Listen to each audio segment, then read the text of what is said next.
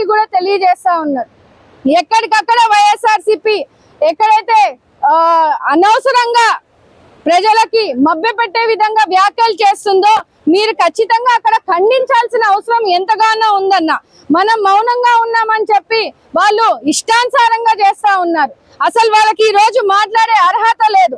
ఒక చుక్క నీళ్ళు ఇచ్చిన పాపాన పోలేదు.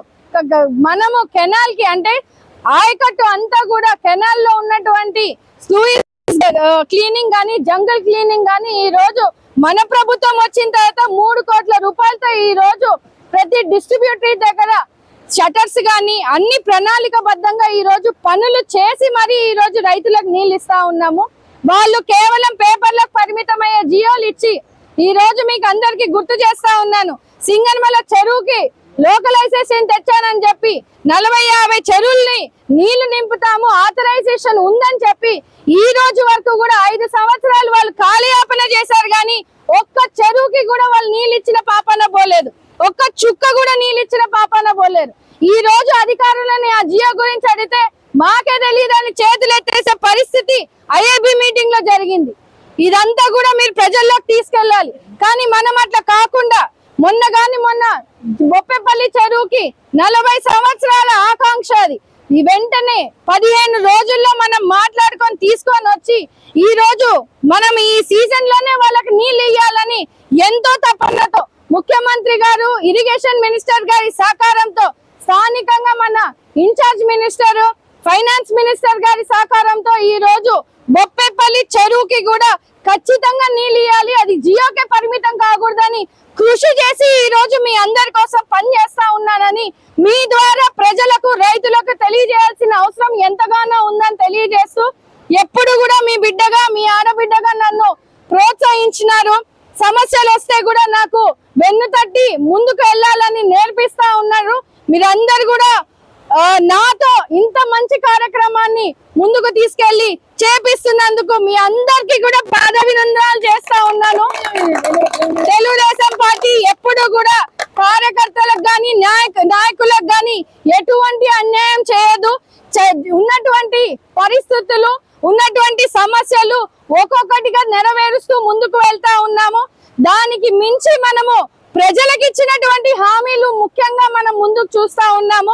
అటు సంక్షేమం గాని ఇటు గ్రామాల అభివృద్ధి గాని చిన్న తాగునీటి సమస్య వచ్చిన ఈ రోజు 40-30 సంవత్సరాల నుంచి చింతకుంట సైడ్ వాటరే నీళ్లు లేక అల్లాడిపోయిన పరిస్థితి ఈ రోజు శాశ్వత పరిష్కారం చేసి ఈ రోజు నీళ్ళు ఇచ్చిన ఘనత కూటమి ప్రభుత్వం తెలుగుదేశం పార్టీ చంద్రబాబు నాయుడు గారు మీ అందరి సహకారంతో ఈ రోజు పల్లెల్లో ప్రశాంతంగా ఒక పంటకి ఇబ్బంది పడే వాళ్ళు ఈ రోజు 2-3 పంటలు వేసుకోవడానికి కూడా ఈ రోజు రైతులు మొగ్గు చూపి ముందుకు వస్తా ఉన్నారంటే ఇక్కడే తెలుస్తా ఉంది మన చిత్తశుద్ధి రైతుల మీద మనకు ఉన్నటువంటి ప్రేమ అని కూడా సందర్భంగా తెలియజేస్తూ గ్రామాల్లో గాని మండలాల్లో గాని వైఎస్ఆర్సీపీ నాయకులు చేస్తున్నటువంటి ఆర్భాటాలు రాజకీయాలు ఖచ్చితంగా మీరందరూ కూడా తిప్పికొట్టాల్సిన అవసరం ఎంతగానో ఉందని ఈ సందర్భంగా మీ అందరికీ తెలియజేస్తూ మీ ఆశీర్వాదాలు ఎల్లప్పుడూ నా మీద ఉండాలని కోరుకుంటూ ధన్యవాదాలు తెలియజేస్తా ఉన్నానన్న.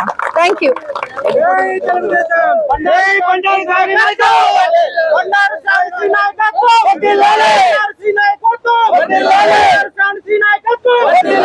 అన్న ఇంకొక విషయము రైతులందరూ కూడా గండికోట లిఫ్ట్ ఇరిగేషన్ నుంచి అడుగుతా ఉన్నారు.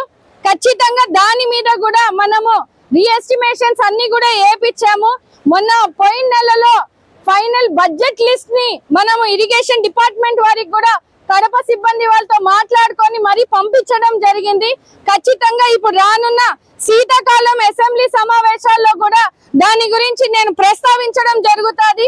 మంత్రి గారిని కలిసే అవకాశాన్ని కూడా రైతులందరూ కూడా మీరందరూ కూడా సహకరించి రాగలిగితే నేను డేట్ చెప్తాను. ఖచ్చితంగా మనము మర్యాద పూర్వకంగా మంత్రి గారిని కలిసి ఖచ్చితంగా ఇక్కడ ఉన్నటువంటి సమస్యని కూడా ఆయన దృష్టికి తీసుకెళ్లే అవకాశాన్ని మీ అందరికీ కూడా తెలియజేస్తానని ఈ సందర్భంగా తెలియజేస్తూ ఒకటే ధ్యేయంగా పెట్టుకొని ఉన్నాము. గ్రామాల్లో ఆయకట్టు ఇచ్చిన తర్వాత గండికోట లిఫ్ట్ ఇరిగేషన్ అనేది ముఖ్య ధ్యేయము. అది మన ఎన్నికల మేనిఫెస్టో.